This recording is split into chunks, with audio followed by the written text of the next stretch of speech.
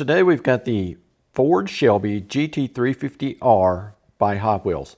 Now this car, a good looking car, it's a really decent mainline car, but it's got pretty much all the mainline problems. So let's go through it and we'll take a look at it today. Reading from Fandom, we've got the GT350R. Its debut series is going to be the Night Burners. Been produced from 2016 up until the present time. The designer is going to be Dave Root, and the original SKU is going to be DHP04. The SKU on this particular car is going to be HCW36, and the color is going to be Velocity Blue. The description from Fandom reads as follows. At the LA Auto Show in November 2014, Ford unveiled the highly impressive Ford Mustang Shelby GT350, a track-focused pony car. The GT350 is powered by a naturally aspirated flat crank 5.2-liter V8 that revs to the stratosphere, packs Ford's first adaptive magnetic suspension, and wears unique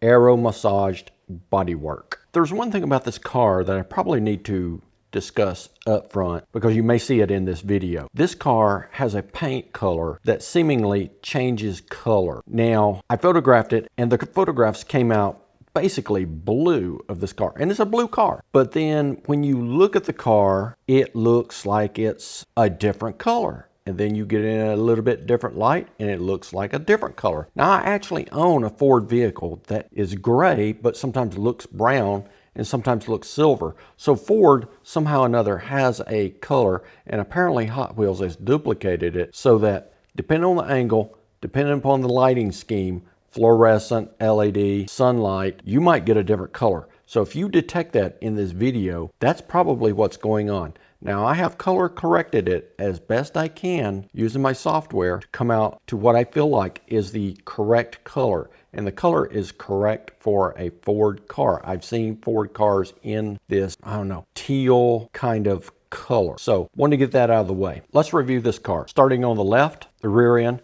and moving towards the front of the car. First thing you'll see is the rear wing on back. Now, you probably can't see it in this photo, but the wing actually should have a space between the wing and the car, but this particular model does not. Then you come on down, you see very well defined lines in this, body lines in this car, which would imply that the body lines are really big on the real car, but they're not. Then coming on down, you find the plastic bumper cover, and then you see there's a side marker on the rear, and it's not painted, although it does have a little bit of maybe an outline color to it. It definitely, under the light, you can see the outline of it very well. But then again, you can see the outlines of the body panel where they meet at on this car. So I can't really say exactly what's going on there, whether it's painted or not, but it definitely does not have tempo on it there. Coming on back up, you got the little quarter panel window there in the rear of the window of the passenger compartment. Then you got the 5-spoke wheels, got the low profile tires on there. I like that. That looks really good. The wheels are a light gray color. Then coming on across, you've got the door with a door handle.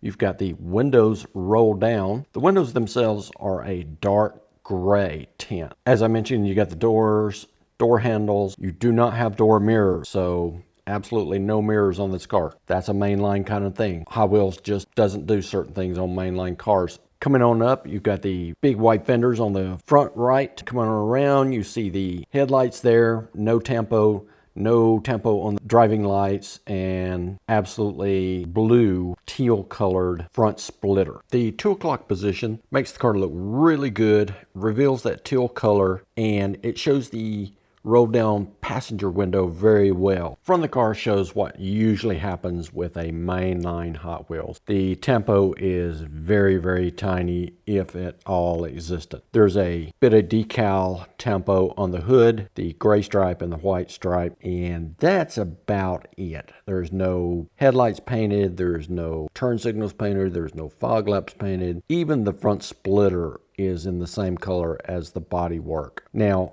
it's a trick of the light. There are no windshield wipers on this car as well. Those are just my LED lights. One thing it does show, though, is the edge of the black roof, which I assume is probably a carbon fiber roof on a real car. The 10 o'clock position reveals the 3 major flaws with this mainline car. The lack of tempo on the front, the lack of a side mirror, and the lack of a gap in the wing. The left side of the car reveals only one element that's different from the right side of the car, that being the gas fill door on the rear quarter panel. Based on this 8 o'clock position of the car, it almost looks like the car could be stanced a little better. Looks like it's riding a little bit higher than it really should be. I suspect that the real car doesn't look like this at all. And it also gives the people out there that are modding Hot Wheels an opportunity to stance this car a lot better.